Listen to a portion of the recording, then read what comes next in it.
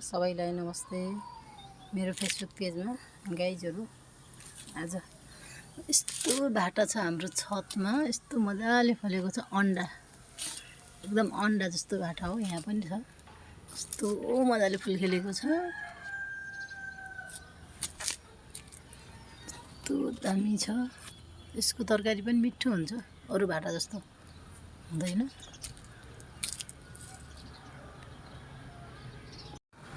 सबका अंडा हमरा बारीमा अंडा खान्छौँ। आजको तरकारी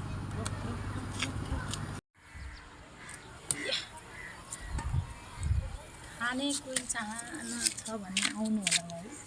मिठो लाग्नेहरू मिठो लाग्ने यहाँ पनि छ एउटा